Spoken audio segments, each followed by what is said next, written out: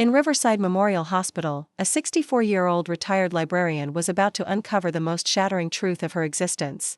What began as a simple family dinner celebrating her daughter's promotion transformed into a nightmare when she witnessed her loved ones planning her funeral, while she lay paralyzed but fully conscious just rooms away. Eleanor Ellie Patterson had spent her life cataloging stories, but nothing could have prepared her for becoming trapped in her own body, silently screaming as her family revealed who they truly were when they thought no one was listening. The late spring evening had started perfectly. Ellie moved through her cherished garden, cutting fresh lavender and roses for the dinner table. The California sunset painted the sky in brilliant oranges and pinks as she arranged the flowers in her grandmother's crystal vase, the one she'd promised to her daughter Jessica when the time was right.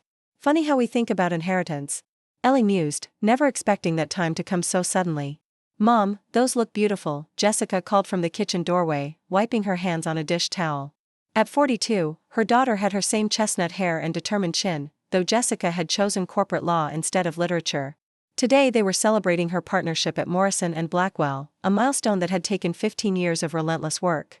Only the best for my girl's big day, Ellie replied, adjusting a rose stem. Is Daniel back with the wine yet? Jessica checked her watch. Dad should be here any minute. You know how he is about finding the perfect Cabernet. Ellie smiled, thinking of her husband of 45 years. Daniel was meticulous about everything, from his precisely trimmed silver beard to his carefully selected wines. His retirement from architecture 3 years ago had only intensified his pursuit of perfection in all things domestic. The doorbell chimed, and Ellie heard her son Michael's booming laugh in the entryway. Her heart warmed as it always did at the sound. At 39, he'd inherited his father's height and her bookish nature, becoming a history professor at the local university.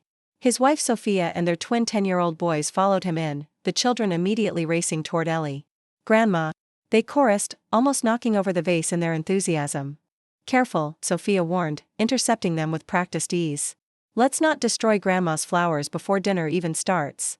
The house filled with the warm chaos of family, Michael debating historical accuracies of a new documentary with his father, Sophia helping Jessica in the kitchen, the twins setting the table with more energy than precision. Ellie moved between them all, savoring these moments of connection. Her younger sister Vivian arrived last, as usual, bringing her signature lemon tart and sharp observations. The promotion party is lovely, Jess, but when are you going to use that brilliant mind of yours to find a partner? 42 isn't exactly young.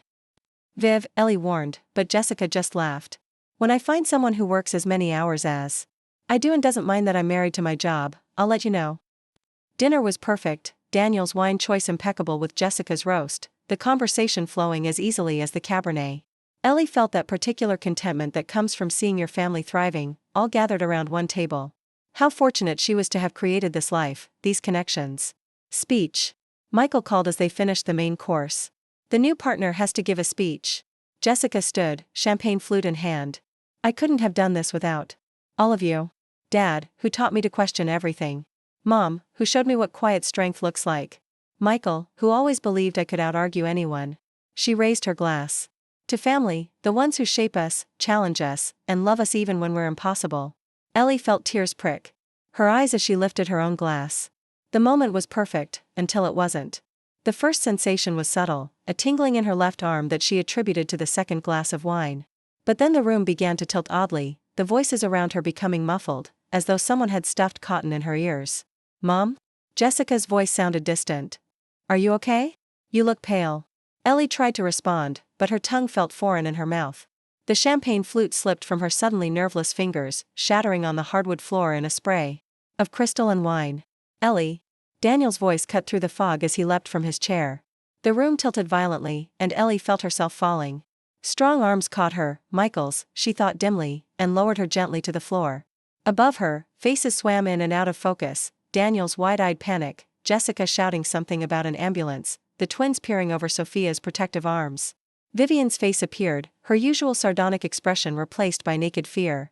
Ellie, stay with us. The ambulance is coming. But Ellie was already floating away, darkness creeping in from the edges of her vision. The last thing she heard was Daniel's broken voice, Ellie, please. Don't leave me. Not yet. Then nothing. The ambulance ride passed in fragments, siren wails, unfamiliar voices speaking in urgent tones, the uncomfortable pressure of an oxygen mask. Ellie drifted in and out of consciousness, aware in disconnected moments of needles in her arm, monitors. beeping, and her family's frightened voices following her like ghosts. Riverside Memorial's emergency room erupted into controlled chaos as they wheeled her in. Ellie observed the scene with detached interest, as though watching a medical drama, rather than experiencing her own crisis. White coats moved efficiently around her, voices calling out numbers and medical terms she recognized from her years of reading hospital romances. BP's dropping. Possible cerebrovascular event. CT scan, stat. Family in the waiting room. Dr. Amara Shah appeared at her bedside, her calm presence cutting through the panic. Ellie had known Amara since she was a determined teenager volunteering at the library every Saturday, researching medical schools with single-minded focus. Now she was the hospital's top neurologist, her capable hands moving with practiced efficiency. As she examined Ellie, "Mrs. Patterson, can you hear me? If you can hear me, try to squeeze my hand." "I'm here." Ellie screamed internally. "I can hear you." But her body betrayed her, remaining perfectly still despite her desperate efforts to respond. Dr. Shah's expression grew serious as she completed her examination. She pulled Daniel aside, speaking in that carefully measured tone doctors use when delivering difficult news. Ellie could hear every word with unnatural clarity. "Mr. Patterson, your wife has suffered what appears to be a massive stroke. The preliminary scans show significant damage to her brain stem. We need to run more comprehensive tests, but..." She paused, choosing her words carefully. "You should prepare for the possibility that this could be very serious." Daniel's face crumpled. He dropped heavily into the chair beside Ellie's bed, grasping her hand with trembling fingers. "But she'll recover, right? People recover from strokes." Dr. Shah's silence spoke volumes. The ICU waiting room filled gradually as the night progressed. Jessica arrived first, still wearing her celebration dress, now wrinkled and wine-stained. She moved through the space with the same efficiency she brought to her legal cases, immediately questioning the medical staff and taking notes on her phone. Michael came next, having dropped Sophia and the twins at home. His historian's composure had abandoned him. He paced the small room like a caged animal, running his hands through his hair in a gesture Ellie recognized from his childhood. "This doesn't make sense," he kept saying. "She was fine. She was laughing. How does someone just collapse like that?" Vivian was the last to arrive, her eyes red-rimmed behind her designer glasses. She brought coffee for everyone and a bag of toiletries for Daniel. "You'll be here all night," she explained simply. "You should at least be able to brush your teeth." Dr. Shah returned near midnight, her expression carefully neutral. The family gathered around her in a semicircle, their faces etched with exhaustion and dread. "The tests confirm that Mrs. Patterson has suffered a massive brainstem stroke.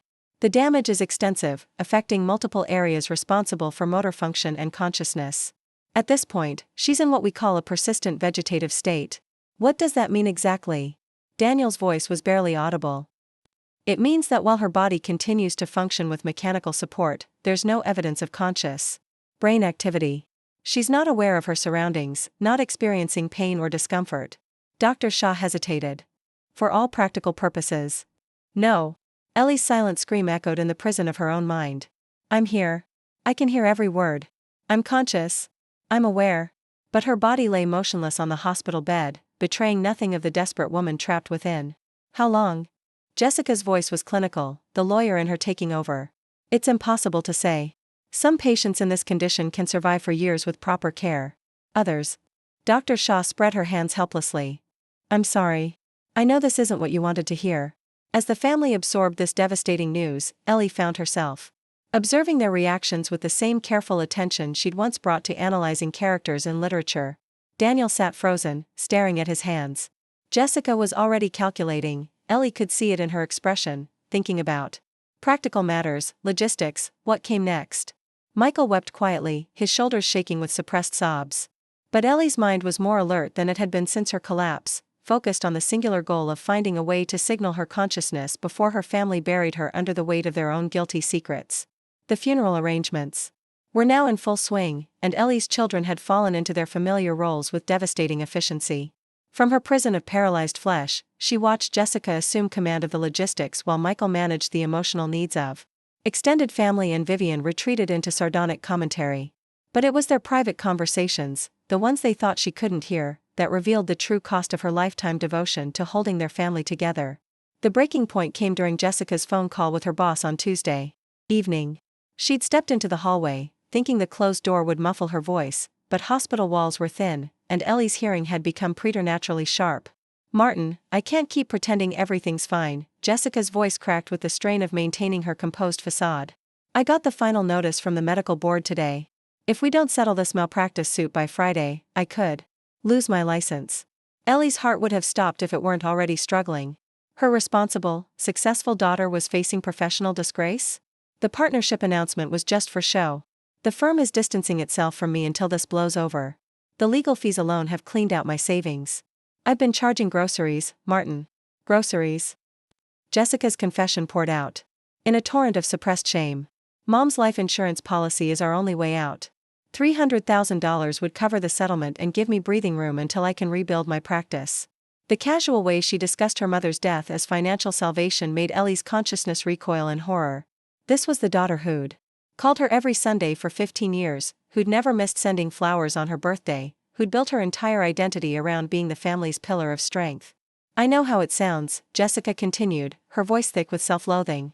I know I'm basically praying for my mother to die so I can pay my legal bills, but what choice do I have? Michael's never contributed anything financially to this family, and Dad's so wrapped up in his own midlife crisis that he can't see past his own nose. It's always been up to me to fix everything. The bitterness in her voice revealed decades of resentment that Ellie had never suspected. Her golden child, the one she'd been so proud of, felt trapped by the very expectations she'd helped create. When Jessica returned to the room, it was Michael's turn to reveal his hidden self. He'd been coordinating with the university about bereavement leave when his department chair called, and the conversation took a direction that shattered another of Ellie's fundamental assumptions about her family.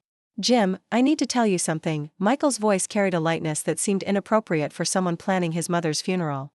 This might sound terrible, but I've been thinking about accepting that visiting professorship at Oxford. Ellie listened as her son, the one who'd always been content with his quiet academic life, revealed dreams that had been buried for years. I know the timing is awful, but maybe this is a sign. Maybe this is my chance to finally do something bold for myself. Michael's voice grew stronger, more confident. I've spent 20 years being what everyone needed me to be, the steady son, the reliable brother, the devoted father. But I was supposed to be a writer, remember? Before I got Sophia pregnant, before I settled for teaching other people's theories instead of creating my own. The conversation revealed a lifetime of suppressed ambition that Ellie had never recognized. She'd always praised Michael for his steadiness, never realizing it came at the cost of her son's own dreams. The inheritance would pay for the move. For Sophia and the boys to join me later. I could finally finish what I started. I could become someone other than just the guy who plays it safe. Michael's voice carried a freedom that sounded almost giddy. Is that horrible? That I'm excited about finally living my own life? Even Vivian, whom Ellie had expected to be genuinely grieving, revealed her own complicated relationship with her sister's condition during her conversation with her colleague later that evening. Ellie learned that even her most authentic family member harbored resentments she'd never suspected. The worst part is how they're all looking at me. Vivian's voice carried familiar frustration, like I'm going to fall apart or say something inappropriate. Even with Ellie dying, I'm still the family liability. Her colleague's murmured response was too quiet to hear, but Vivian's reply cut deep. You want to know the truth? Part of me is relieved. Ellie spent so much energy trying to fix everyone, trying to make our dysfunctional family seem normal. Maybe now I can just be myself without living in her shadow. The devastating honesty of her family's confessions left Ellie reeling. The family she'd devoted her life to building, the relationships she'd carefully nurtured and protected, were revealed as constructions built on obligation and resentment rather than genuine love. But it was Daniel's elderly mother Martha who delivered the most brutal assessment when she arrived that evening from the retirement community. The 92-year-old woman had lost most of her social filters, and her observations carried the sharp clarity of someone who no longer bothered with polite lies. Well, Martha announced to the assembled family as she settled into the visitor's chair, I suppose you're all relieved to finally get this over with. Ellie's been holding this family together with nothing but willpower and denial for decades. Now you can all stop pretending to be better than you are. The uncomfortable silence that followed her pronouncement confirmed what Ellie had begun to suspect, that her life's work of creating family harmony had been built on a foundation of lies, suppressed resentments, and financial dependencies that masqueraded as love. As the evening wore on and her family continued their discussions about flower arrangements and burial plots, Ellie felt her consciousness shifting from grief to something harder and more determined. They thought she was unconscious, safely dead to their revelations. But she was learning truths that would reshape everything if she could find a way to signal that she was still alive to witness their betrayals. The monitors continued their steady rhythm, marking time in what everyone believed were her final days.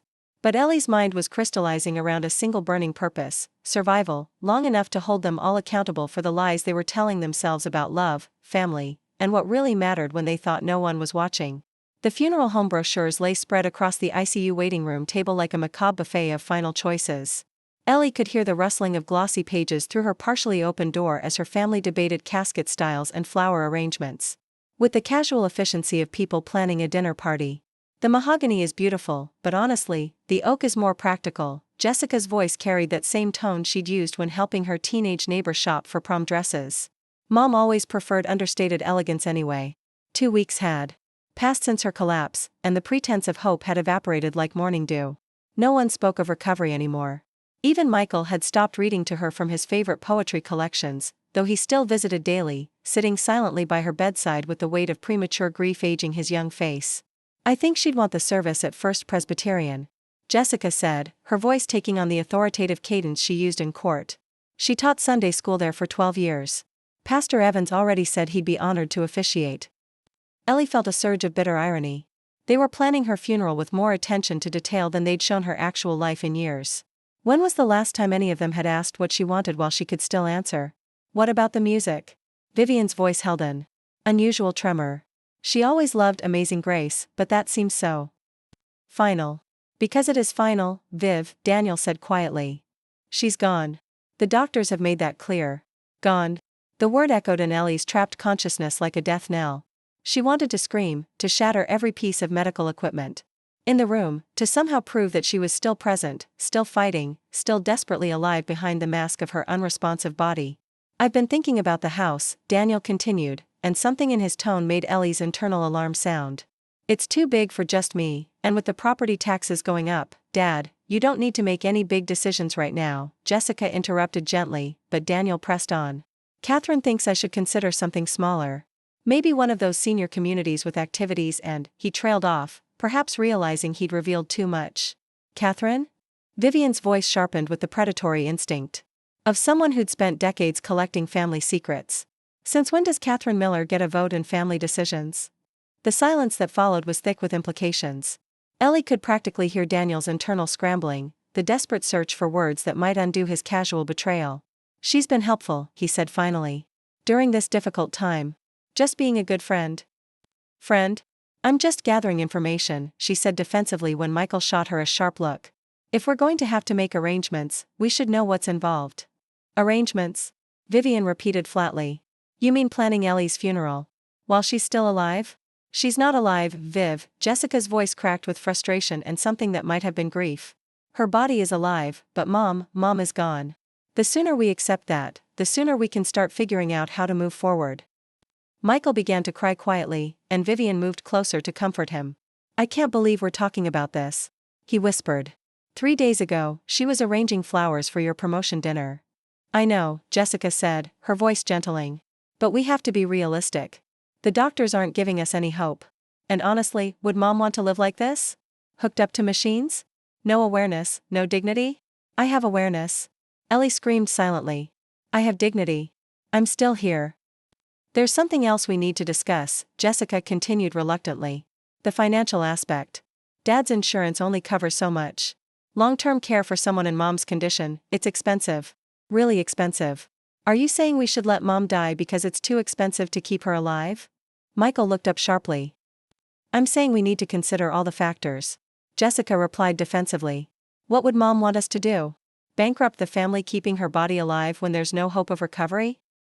As her children debated her fate in terms of dollars and cents, Ellie felt a new kind of despair settling over her. She was beginning to understand that the family she'd devoted her life to, the people she'd sacrificed everything for, were capable of calculating her worth in ways she'd never imagined. Outside in the corridor, Daniel and Richard were wrapping up their conversation. "Think about it, Dan," Richard was saying. "Ellie's gone.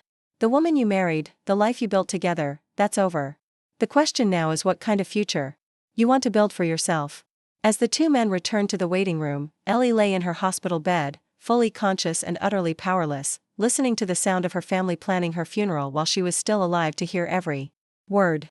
The machines beside her bed continued their steady rhythm, marking time in a world where she existed but could not participate. And somewhere in the darkness of her trapped consciousness, Ellie began to understand that her real fight was just beginning. The whispered conversations about what happens next had grown louder by the end of the first week, and Ellie's heart, the only part of her that seemed to respond to emotion anymore, hammered against her ribs as she lay in the antiseptic darkness of her ICU room. The funeral home representative had left his business card with Jessica that afternoon, and the casual way her daughter had tucked it into her leather portfolio made Ellie want to scream. But it was the conversation she overheard between Daniel and Richard during the evening visiting hours that shattered what remained of her illusions about the man she'd loved for 45 years. "I can't keep this up much longer, Rich." Daniel's voice carried the weight of confession as he spoke in low tones near the window, thinking Ellie couldn't hear him over the steady beeping of the monitors. "The bills are piling up, and Catherine's been asking questions about when I'm going to make a decision." Catherine. The name hit Ellie like a physical blow. Catherine Miller, the interior designer with the perfect highlights and knowing smile. The same Catherine who'd been calling the house with increasing frequency, always with some excuse about fabric samples or lighting fixtures. "How bad is it?" Richard's voice carried the careful neutrality of someone who already knew the answer. "Worse than I told you before. The poker games at the Oaks got out of hand last winter. I'm down $65,000, and that's not counting what I borrowed against the retirement account." Daniel's admission came out in a rush, as if he'd been holding it back for months. "The insurance money would clear everything and give me a fresh start with Catherine." Ellie felt something die inside her chest that had nothing to do with her medical condition. The gambling had been going on for months, years? And Daniel was planning a future with another woman while she lay here fighting for her life. "Ellie never knew?" Richard asked, though his tone suggested he already suspected the answer. "Ellie never knew about a lot of things." Daniel's voice carried a bitterness that made Ellie's trapped consciousness recoil. "She was always so busy with her books, her garden club, her library fundraisers, always organizing everyone else's lives while I felt like I was disappearing in my own house." The casual cruelty of his words was worse than a physical slap.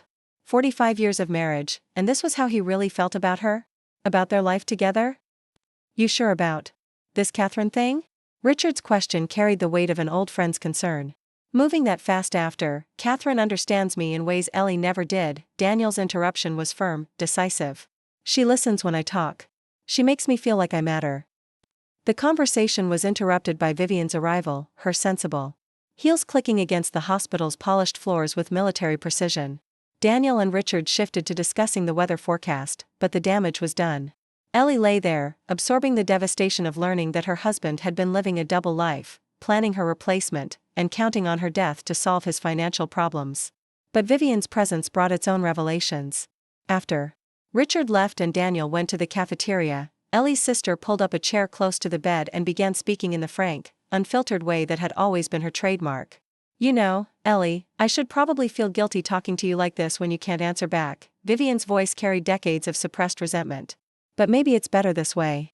Maybe you'll finally hear some truths you've been avoiding your whole life." Ellie's consciousness focused intently on her sister's words, sensing that something significant was coming. "I was in love with Daniel first, you know, before you ever met him at that college mixer." Vivian's confession hit like a thunderbolt. "I saw him in the university bookstore 2 weeks before that party. We talked for hours about architecture and poetry and all the things we wanted from life.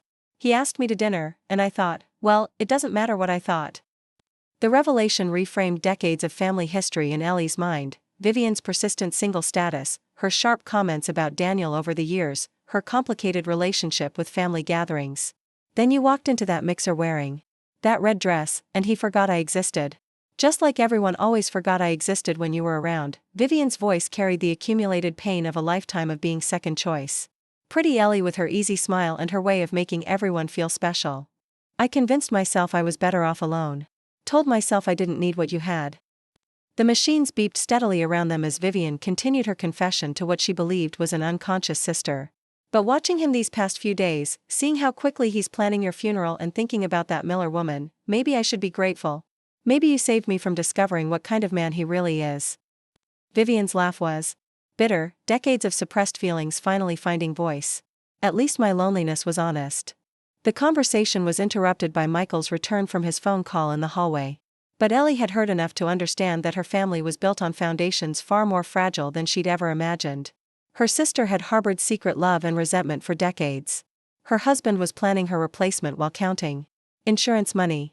And the children she'd raised with such devotion were already discussing the division of her belongings as if she were already buried. As Michael settled into his chair and began reading research papers on his tablet, Ellie caught fragments of his whispered conversation with someone, his wife, she realized, about mortgage payments and tenure applications. Even her thoughtful son was viewing her condition through the lens of financial necessity. The evening shift brought new nurses and the familiar ritual of family members taking turns at her bedside. But now Ellie listened to every conversation with new awareness, hearing the undercurrents of self-interest beneath the expressions of grief. She was learning that the family she'd devoted her life to building was held together more by habit and obligation than by the genuine love she'd always assumed. Daniel returned from the cafeteria with coffee and the casual announcement that he'd spoken with their pastor about funeral arrangements. Just preliminary discussions, he assured Jessica and Michael, though his tone suggested nothing preliminary about it. Pastor Evans wants to know about music preferences and readings. As her family discussed the details of her death with increasing specificity, Ellie felt her consciousness retreating into a place of pure determination. She might be trapped in her own body, unable to communicate or move, but she was still alive. Still fighting, and now she had something beyond survival to fight for. She needed to live long enough to see justice for the lies and betrayals that were being revealed in what everyone assumed were her final days. The monitors around her bed continued their steady rhythm, marking time in a life that everyone believed was ending. Vivian just looked lost, her usual sharp wit dulled by shock. None of them suspected that she could see everything, hear everything, understand everything. They spoke around her bed as if she were already gone, their voices carrying the particular tone people used in the presence of the dead. And as the night wore on, as she lay trapped in the darkness of her own body, Ellie began to understand that her real ordeal was just beginning. Because tomorrow, the family would have to start making decisions about her care, about her future, decisions that would reveal who they really were when they thought no one was watching. The machines beside her bed beeped steadily, marking time in a world where she existed but could not participate. Outside her window, dawn was beginning to break over Riverside, painting the sky in soft pinks that reminded her of the sunset during their family dinner, only hours ago, yet somehow a lifetime away. Ellie couldn't see the sunrise. She could only listen as her family began the first whispered conversations about what happened next, their voices carrying currents of grief, practicality, and secrets that would soon reshape everything she thought she knew about the people she loved most. 3 days passed in a blur of medical tests, hushed conversations, and the constant, maddening beep of monitors. Ellie's consciousness remained razor-sharp, trapped in her unresponsive body like a butterfly in amber, able to observe everything but unable to affect any of it. Dr. Shaw approached the family cluster in the ICU waiting room, her expression grave. "I've completed the comprehensive neurological assessment," she began, her voice steady but kind. "The results confirm our initial fears. Mrs. Patterson shows no measurable brain activity in the areas responsible for consciousness, voluntary movement, or cognitive function. The damage from the stroke is extensive and, I'm afraid, irreversible." Daniel made a small, wounded sound like an animal caught in a trap. Beside him, Jessica straightened her spine, already armoring herself against grief with logistics and planning. "What are you saying exactly?" Michael's question was sharp. "What are our options here?" Dr. Shaw's pause lasted only seconds, but to Ellie, trapped in the prison of her unresponsive body, it felt like hours. "Tell them I'm here." She screamed silently. "Tell them I can hear every word. I'm saying that your mother is in a persistent vegetative state. Her body continues to function with mechanical support, but there's no evidence of consciousness or awareness. She's not experiencing pain or discomfort, but she's also not present in any meaningful way." "I am present." Ellie's mental voice echoed futilely in the darkness. "I'm right here. I can hear you giving up on me. But people wake up from comas, right?" Vivian shifted uncomfortably in her plastic chair. "You hear stories. Those are rare. Cases involving different types of brain injuries," Dr. Shaw explained gently. "Mrs. Patterson's condition is different, more severe." Daniel's voice, when it came, sounded older than his 67 years. "How long do we have to decide about what comes next?" The question hung in the air like smoke. Ellie felt something cold and terrible settle in her chest as she realized what her husband was really asking, not how long until she recovered, but how long they had to decide whether to keep her alive. "There's no immediate urgency," Dr. Shaw said carefully. "She's stable on life support, but you'll want to consider your options, speak with other family members, perhaps consult with your spiritual advisor. These decisions are never easy." After Dr. Shaw left, the family sat in stunned silence. The waiting room's fluorescent lights hummed overhead, casting everything in harsh, unforgiving clarity. Ellie could hear the distant sounds of the hospital monitors. Beeping, nurses making their rounds, the occasional announcement over the intercom. But her family's silence was deafening. Finally, Jessica cleared her throat. We need to be practical about this. Mom would want us to be practical. Would I? Ellie wondered bitterly. When exactly did I tell you that I'd want you to give up on me after 3 days? There are arrangements to consider, Jessica continued, her voice taking on the efficient tone she used in business meetings. Insurance policies, the will, funeral plans. If this is going to be the outcome, we should start thinking about these things. Michael looked up sharply. Jess, she's not dead yet. I know that, Jessica snapped, then moderated her tone. I'm just saying we need to be prepared. Mom always said she didn't want to be a burden, didn't want to linger if there was no hope. When did I say that? Ellie tried desperately to remember any conversation where she might have expressed such sentiments. She'd always been focused on living, on taking care of her family, on finding joy in small moments. When had she ever talked about dying? Daniel stood abruptly. I need some air. Richard's coming by in a bit. He wanted to pay his respects. As Daniel walked toward the elevators, Michael turned to his sister. This doesn't feel right. It's only been 3 days. Shouldn't we wait longer, get a second opinion?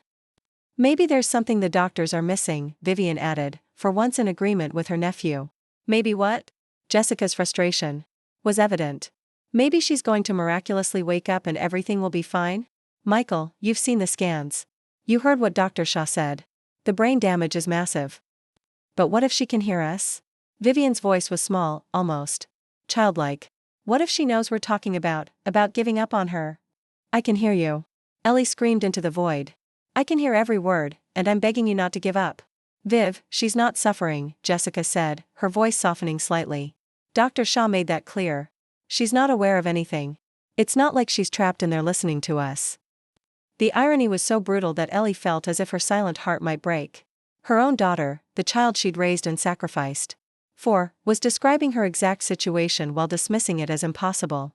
20 minutes later, Richard Graham arrived, his presence filling the waiting room with the particular energy of someone uncomfortable in hospitals. He embraced Daniel with the awkward affection of men who'd known each other for decades, then nodded solemnly to the children. Dan, I'm so sorry. Ellie's always been like family to me.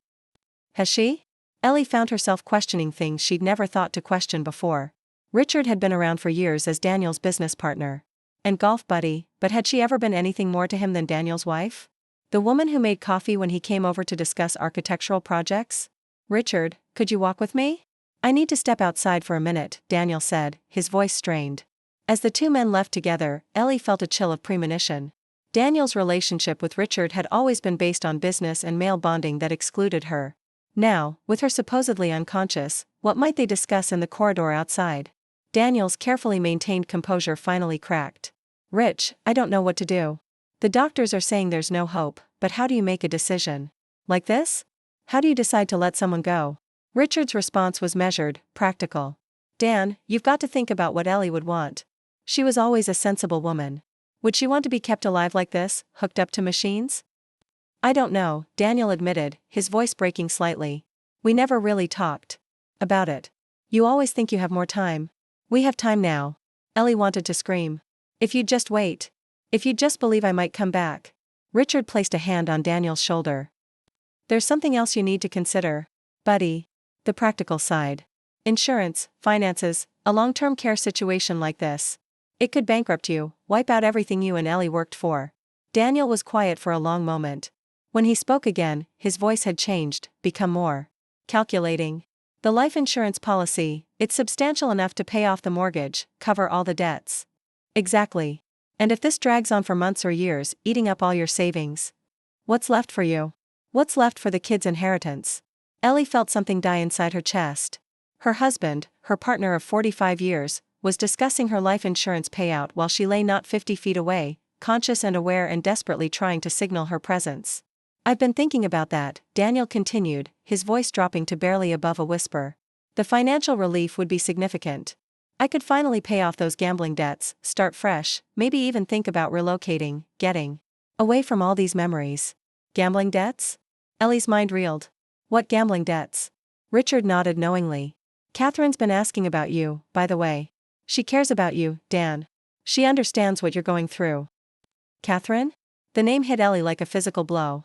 Catherine Miller was a decorator they'd worked with on several projects, a vibrant divorcee with a laugh that always seemed a touch too intimate. Someone who'd always found excuses to call Daniel directly rather than going through the office. Catherine's been very supportive during this difficult time, Daniel said carefully. It's nice to have someone who understands. The pieces fell into place with sickening clarity. Daniel was having an affair. While she lay fighting for her life, her husband was discussing their future together, a future that required Ellie to be permanently out of the picture. Back in the waiting room, the Patterson children were having their own difficult conversation. Mrs. Patterson, I'm going to try something else. If you can hear me, if you understand what I'm saying, I want you to try to change your breathing. Not dramatically. Just try to make it a little faster or slower. Ellie had never paid conscious attention to her breathing before the paralysis, but now she focused on each automatic inhale and exhale with laser intensity. She imagined herself running, climbing stairs, anything that might naturally increase her respiratory rate.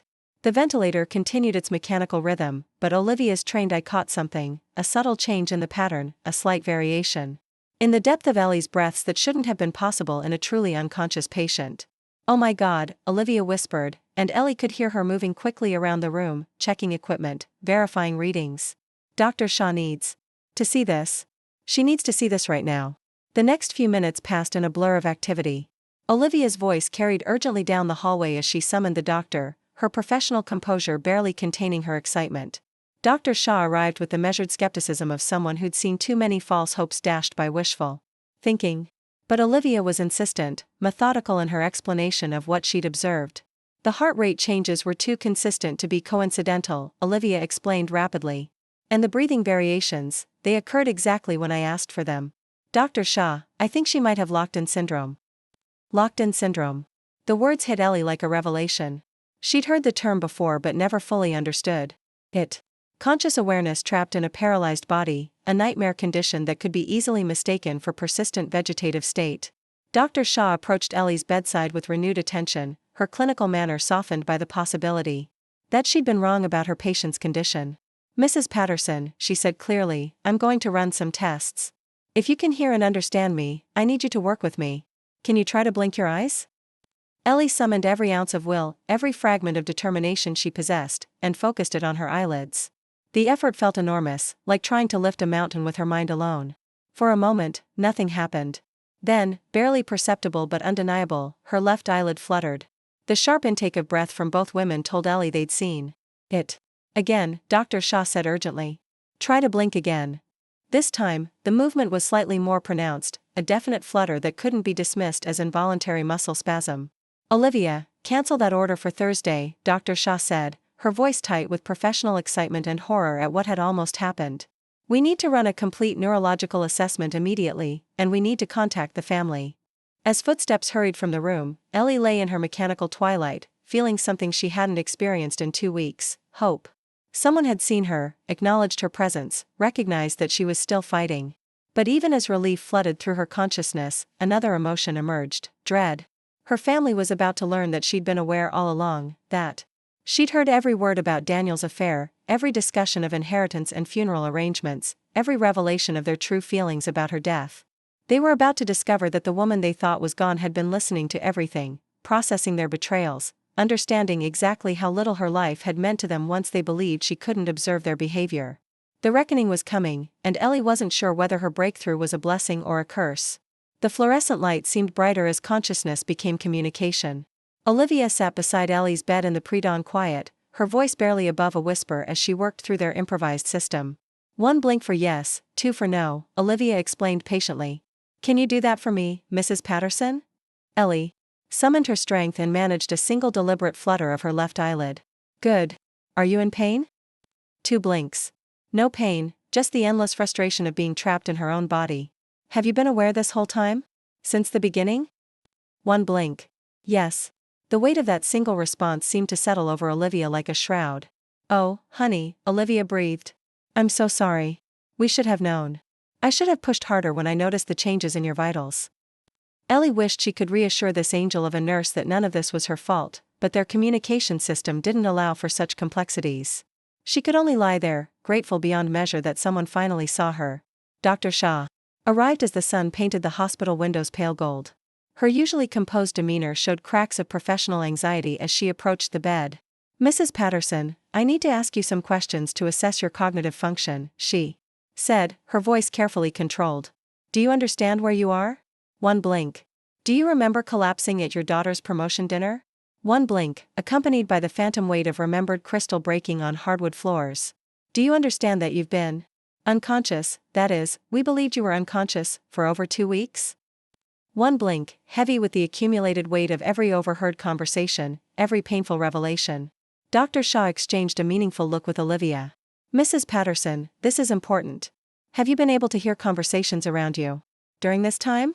The pause stretched long enough that Ellie could hear the mechanical breathing of the ventilator, the distant murmur of morning shift change in the hallway. Finally, she blinked once. "Dear God," Dr. Shaw whispered. Olivia leaned forward. "Doctor, we need to call the family. They were planning to withdraw support tomorrow." "Today, actually," Dr. Shaw corrected grimly. "They moved it up. The funeral home needed more time for arrangements." She turned back to Ellie. "Mrs. Patterson, I'm going to contact your family immediately, but I need you to know what you have is called locked-in syndrome. Your mind is completely intact, but the stroke damaged the parts of your brain that control movement and speech.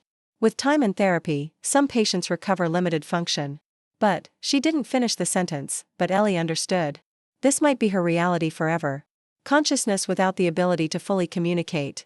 Awareness without agency. An hour later, she heard their voices in the hallway before they entered her room. Daniel's tone carried a bewildered edge, while Jessica's was sharp with something that might have been panic. "What do you mean she's been conscious?" Jessica demanded. "The doctors said brain dead. You said there was no hope." "Not brain dead," Dr. Shaw corrected as they filed into the room. "We believed she was in a persistent vegetative state, but locked-in syndrome can present very similarly. The key difference is that Mrs. Patterson has been aware of everything around her." Ellie watched their faces as the implications sank in.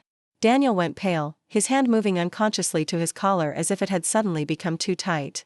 Jessica's face crumpled with what looked like genuine horror, while Michael's jaw worked silently as he processed what this meant for all the conversations they'd had in this very room. Vivian, characteristically, was the first to speak. "Everything? She heard everything we said?" "It appears so," Dr. Shaw confirmed. The silence that followed was deafening. Ellie could practically see the mental calculations happening. Who had said what, which secrets had been revealed, which true feelings had been exposed in the presence of someone they'd believed could never judge them for it. Michael pushed past his elders to reach her bedside, tears already streaming down his young face. "Mom? Mom, can you hear me?" One blink, and Michael's sob of relief filled the room. "I'm so sorry," he whispered. "I'm so sorry we gave up on you. I knew something was wrong. I felt like you were still there, but everyone said." Daniel stepped forward, his movements uncertain. "Ellie, we need to talk. There are things." Ellie looked directly at him and blinked twice. No. She had no desire to hear his explanations or justifications. Not yet. Perhaps not ever. The rejection was clear enough that Daniel stepped back as if she'd slapped him. "Mrs. Patterson," Dr. Shaw intervened gently, "your family has been under tremendous stress. Perhaps we should focus on your recovery for now. There will be time for other conversations later." But Ellie knew there would be no easy path forward. The damage was done, the illusions shattered. She was alive, aware, and trapped, not just in her paralyzed body but in the wreckage of relationships built on assumptions that had proven devastatingly false. Her breakthrough had saved her life. But as she watched her family grapple with the consequences of their revealed truths, Ellie wondered if consciousness was truly the gift she'd fought so desperately to reclaim.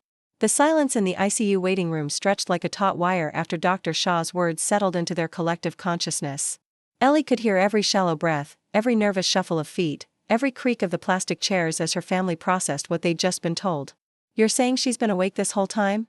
Daniel's voice came out as barely more than a whisper. Through the thin walls, Ellie could picture his face, that particular shade of gray he turned when his blood pressure spiked. "Locked in syndrome means the patient is fully conscious and aware," Dr. Shaw explained with careful patience. "When I heard about your condition, all I could think about was how the insurance money would solve everything. How terrible is that? My mother is dying, and I'm calculating payout figures." A tear rolled down her cheek, the first time Ellie had seen Jessica cry since she was a teenager. "I'm going to make this right, Mom. I don't know how yet, but I'm going to rebuild my career the honest way. No more shortcuts, no more ethical gray areas. I can't be the person who wished her mother would die to pay her legal bills." Michael's visit later that afternoon was different from the others. He didn't launch into an immediate confession or self-justification. Instead, he simply pulled up the chair and read to her from Emily Dickinson, her favorite poet, just as he had during the first days after her collapse, before the family had given up hope. After finishing "Hope is the Thing with Feathers," he closed the book and looked directly at her. "I was going to take that visiting professorship at Oxford," he said without preamble. "I had the acceptance email saved in my drafts folder. All I needed to do was press send." Ellie managed a slight eye movement that he took as encouragement to continue. "The truth is, I've been living half a life, Mom. Teaching other people's theories instead of developing my own. Writing academic papers that 5 people will read instead of the novel I've had in my head for 15 years. His voice was steady, thoughtful, the voice of the son who had always processed emotions through intellect. "After your stroke, when everyone started talking about inheritance and the future, I saw a way out. A way to finally be brave." He shook his head. "But it wasn't brave. It was cowardly, waiting for a tragedy to give me permission to live authentically." He reached for her hand, and unlike Daniel, didn't hesitate to take it. "I've withdrawn my acceptance. Not because I'm giving up on my dreams, but because I want to pursue them honestly. I'm taking a sabbatical next semester to write my book. Sophia supports it, she's always supported it. I was the one who was afraid." Michael's honesty was healing in a way the others' confessions hadn't been. He wasn't blaming her for his choices or making excuses. He was simply acknowledging a truth about himself that her crisis had brought to light. "I don't need your death to finance my courage, Mom. I need your life to inspire it."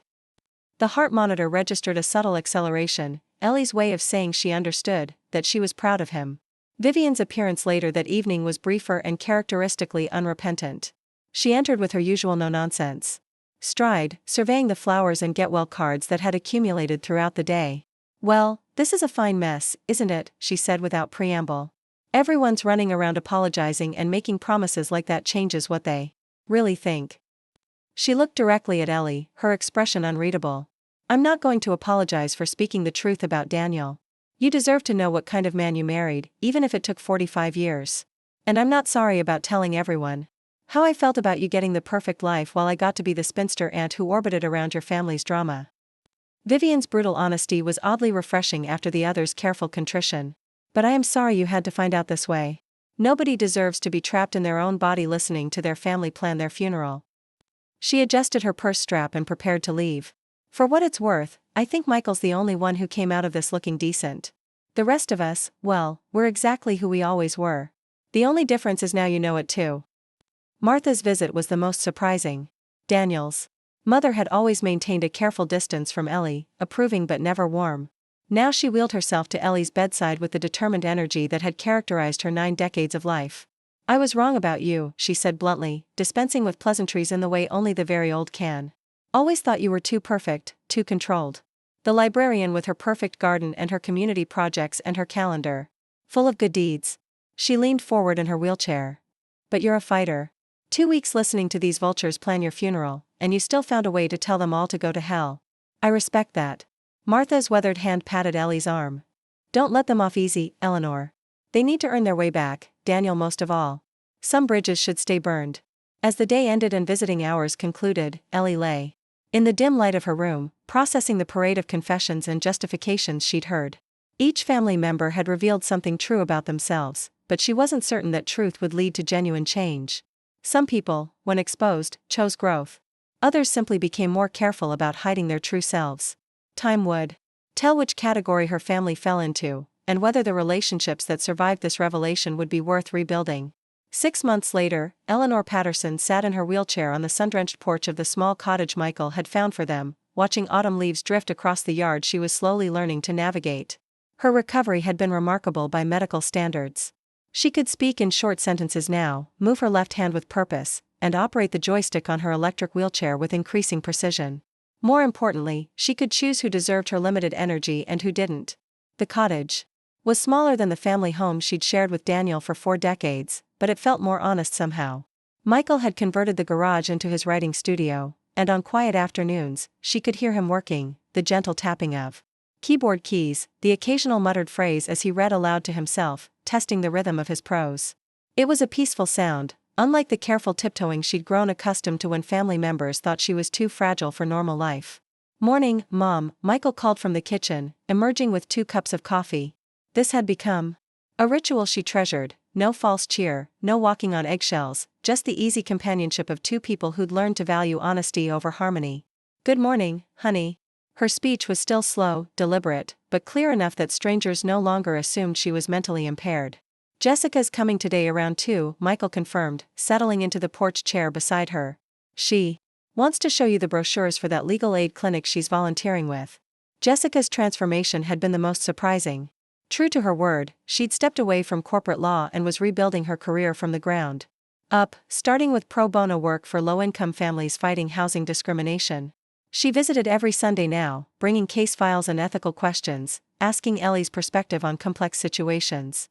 Their relationship had become more authentic than it had ever been when Jessica felt obligated to be the perfect daughter. She's finding herself, Ellie said, and meant it. Watching her daughter discover her own moral compass had been worth the pain of learning how much Jessica had compromised her values in pursuit of status and security. She is. And Vivian called yesterday, she's dating someone. A professor from the community college. First relationship she's had in 10 years? Vivian's evolution had been quieter but no less significant. After the initial shock of Ellie's recovery, she'd gradually stopped defining herself in opposition to her sister. The bitter edge had softened from her humor, and she'd begun pursuing interests she'd long abandoned, taking art classes, joining a hiking club, cautiously opening herself to new connections. She deserves happiness, Ellie said, which was the most generous assessment she could offer. Vivian was doing the work, examining her patterns, but their relationship might always carry the shadow of old resentments. Daniel's book got accepted by that small press in Arizona, Michael mentioned casually, though Ellie detected the careful note in his voice that meant he was gauging her reaction. I know. He sent me the email. The divorce had been finalized 3 months ago. Daniel had kept his promise to get help for his gambling addiction, attending Gamblers Anonymous meetings and working with a therapist specializing in addiction. He'd turned his experiences into a memoir about hidden addictions among retired professionals, and the writing process seemed to be genuinely therapeutic for him. His relationship with Catherine Miller had ended, just as he'd claimed, but Ellie had chosen not to reconcile despite his repeated overtures. Some betrayals, she'd decided, were too fundamental to overcome. His weekly emails updating her on his recovery were met with polite but firm boundaries. She wished him well, but the trust that had been the foundation of their marriage was irreparably broken. You don't miss him, Michael observed. It wasn't a question. I miss who I thought he was, Ellie replied after a moment's reflection. But that person, I'm not sure he ever really existed. It had taken months of physical therapy and counseling to reach that conclusion. I spent 45 years married to the idea of Daniel rather than Daniel himself. Martha had moved in with them 3 months ago when the retirement community became too restrictive for her independent spirit. Now 93, she spent her days in the sunroom, creating elaborate needlepoint designs and offering unsolicited. Dr. Shaw's car pulled into the driveway, arriving for Ellie's monthly checkup. These visits had evolved beyond medical necessity into something more like friendship. Amara Shah had become fascinated by Ellie's case, not just medically but personally, often staying after the examination to discuss the complex dynamics of family relationships and the psychology of locked-in syndrome. How are we doing today, Ellie? Dr. Shah asked, settling her medical bag on the porch table. Better. Stronger. And she was. The physical improvements continued slowly but steadily. More importantly, the emotional strength that had carried her through those terrible weeks of helpless observation had crystallized into something more valuable, the ability to distinguish between relationships worth investing in and those that drained her energy without offering genuine connection. In return, any new memories surfacing? Dr. Shah asked as she checked Ellie's reflexes. The trauma of locked-in syndrome sometimes affected memory formation, but Ellie remembered everything from those weeks with crystalline clarity. Nothing I want to forget, Ellie replied. Even the painful parts. They taught me things I needed to know. After Dr. Shah left, Ellie and Michael sat in comfortable silence, watching the autumn afternoon fade toward evening. Olivia would arrive soon for her weekly visit, no longer a professional obligation but a friendship that had grown from their shared experience of fighting for Ellie's recognition and recovery. Do you ever wonder what would have happened if you'd never been able to communicate? Michael asked eventually. If you'd stayed locked in forever? Ellie considered the question. I think I would have found a way to let go eventually. But I'm glad I didn't have to. She paused, choosing her words carefully. Going through that experience, hearing everyone's real thoughts. It was devastating. But it was also liberating. How so? I spent my whole life trying to hold this family together. Trying to make everyone happy, trying to smooth over every conflict. I thought that was love. She moved her left hand to touch Michael's arm. But love isn't preventing people from facing consequences. It isn't enabling dysfunction to keep peace. Real love sometimes means letting people struggle with their own choices. Michael nodded thoughtfully. You think they're better off now? The family, I mean. Jessica is, you always were. Daniel, maybe. He's doing the work, which is more than he was doing before. Vivian, she shrugged as much as her limited mobility allowed. Vivian is who she's always been. I just finally stopped pretending otherwise. As Olivia's car appeared at the end of the street, Ellie reflected on the strange gifts that had emerged from her nightmare. The family she'd worked so hard to preserve had essentially dissolved. But what remained was more honest, more genuine. The people who visited her now chose to be there rather than feeling obligated. The conversations were real rather than performative. I learned something important, she told Michael as Olivia approached the porch with her familiar warm smile. Being the family peacekeeper isn't the same as being loved, and being needed isn't the same as being valued. Olivia settled into the third porch chair, accepting the cup of coffee Michael brought her. Good day, she asked, noting the contentment in Ellie's expression. Most of them are now, Ellie replied. And it was true. The days were quieter, smaller, but infinitely more peaceful.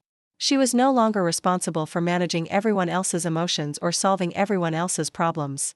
The family that had gathered around her hospital bed 6 months ago, planning her funeral while she listened in helpless horror, had been replaced by a smaller circle of people who chose to love her without conditions or expectations. Sometimes, losing everything false was necessary to discover what was genuinely true and valuable. Ellie had learned that lesson the hard way, trapped in her own body while her family revealed their real selves. But sitting on her porch now, surrounded by the people who had proven themselves worthy of her trust, she found herself grateful. For the harsh education. The heart monitor that had once been her only voice was gone now, replaced by actual words, actual choices, actual relationships based on mutual respect rather than assumed obligation. Eleanor Patterson had died in that hospital room in many ways. The woman who sacrificed herself to maintain family harmony was gone forever. But the woman who remained was stronger, wiser, and finally truly free. That evening, after Michael had retired to his writing studio and Martha was dozing in front of the television, Ellie wheeled herself to the small desk in her bedroom. With painstaking effort, she opened her journal, a therapy exercise suggested by her counselor, but one that had become essential to her healing process. Today I spoke with the book club about returning as their facilitator, she wrote, her handwriting still shaky but improving with each day's practice. They've offered to move the meetings here until I'm comfortable driving again. Real friendship adapts without making you feel like a burden. She paused, considering what else to add. Tomorrow would mark exactly 7 months since her collapse. At Jessica's promotion dinner, 7 months since her life had shattered and begun its slow reformation into something new and unexpected. I never imagined that being unable to speak would finally allow me to be heard, she continued. Or that losing my life as I knew it would help me find a truer version of myself. The local news ran a story last week about stroke survivors. The reporter asked what kept me fighting during those 2 weeks when I was fully conscious but couldn't communicate. I told her it was anger at first, the determination to survive long enough to confront those who'd betrayed me. But that wasn't the whole truth.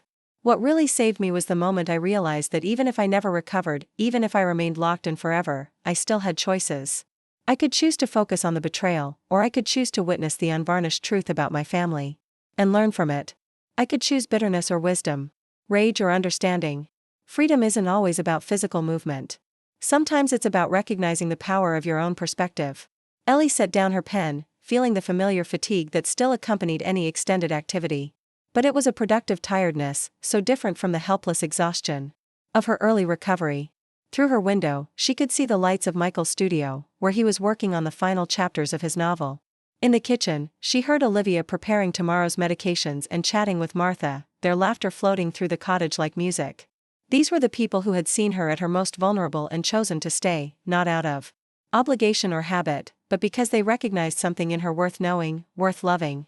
In the hospital, during those darkest days when her family planned her funeral just rooms away, Ellie had feared what her life might become if she managed to break through the prison of her paralysis. How could she ever face Daniel knowing he'd counted insurance money while planning a future with another woman?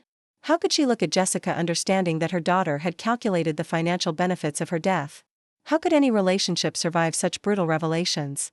But the question had never been whether those relationships could survive. The question was whether they should survive, whether they had ever been what she thought they were. Some ties, she'd learned, were worth fighting for. Others needed to be released, not despite love but because of it. Loving someone didn't mean preserving a relationship at all costs.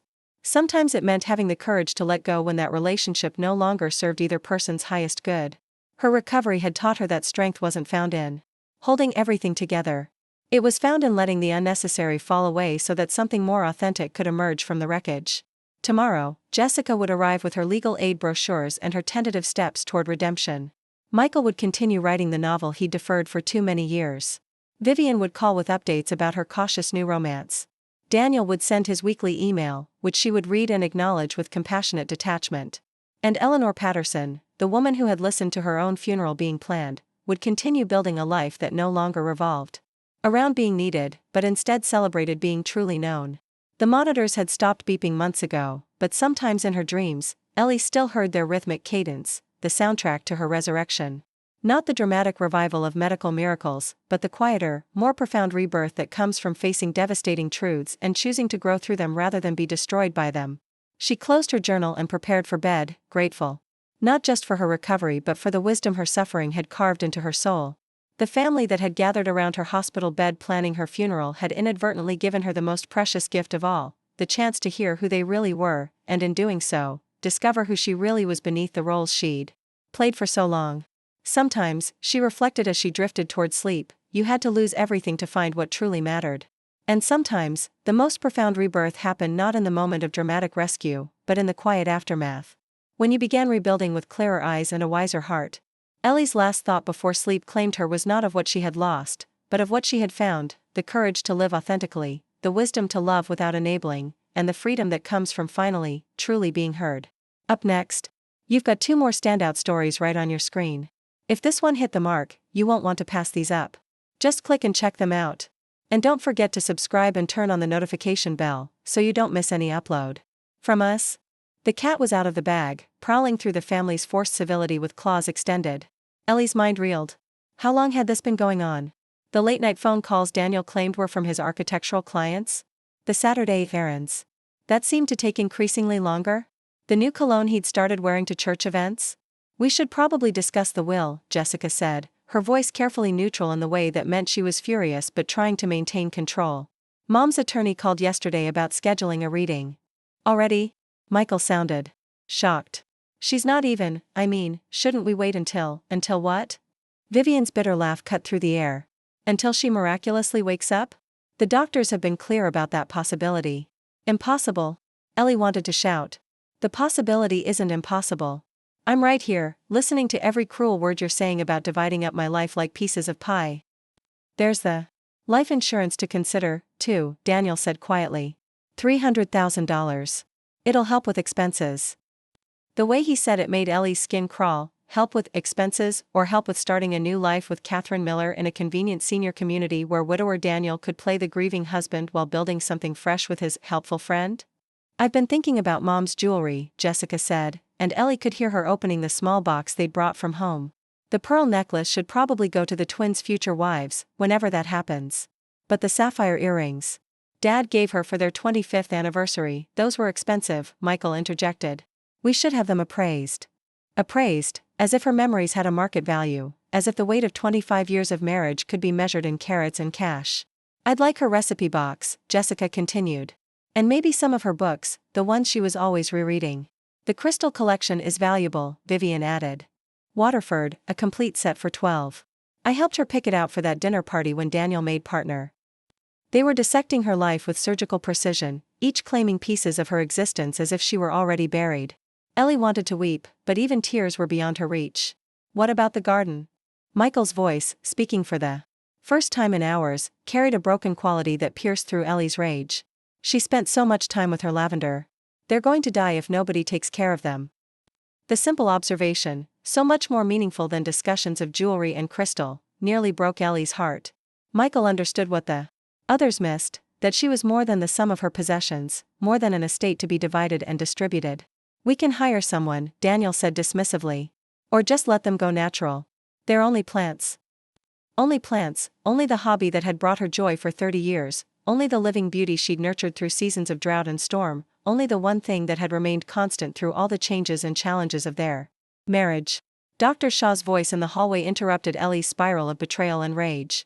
She was speaking to another doctor, their conversation carrying clearly through the thin walls. The family is pushing for a timeline, she said quietly. They want to know about withdrawing life support. Legally, she's got a living will that specifies no extraordinary measures. Any sign of awareness? The other voice asked. None that I can document. Though there's something. Dr. Shaw paused.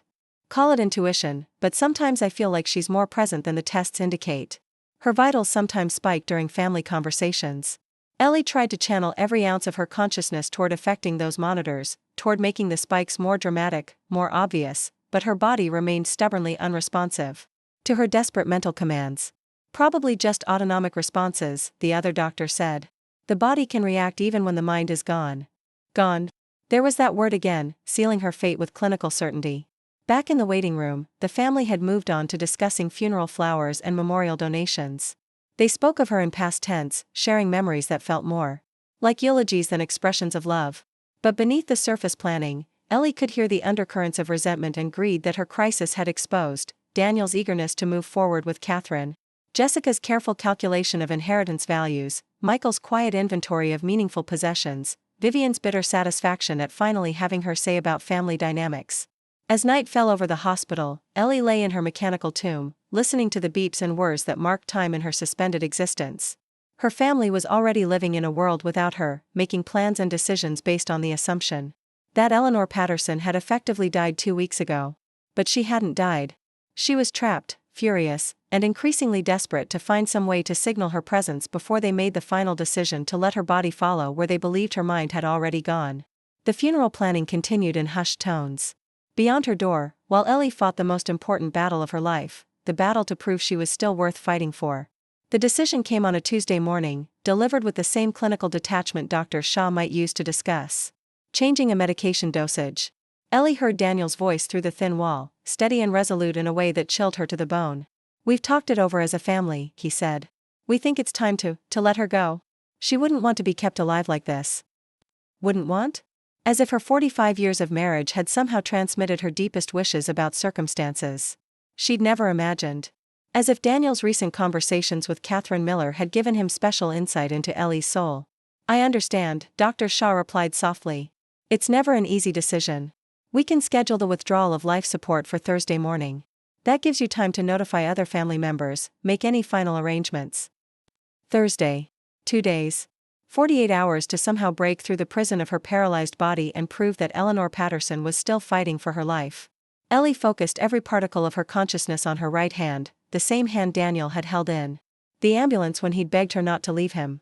She concentrated until her mental strain felt physical, willing her fingers to twitch, to curl, to give any sign of the desperate awareness trapped within. Nothing. Her hand remained as motionless as carved marble, betraying no hint of the screaming consciousness within. From the hallway, she heard the soft squeak of rubber-soled shoes approaching.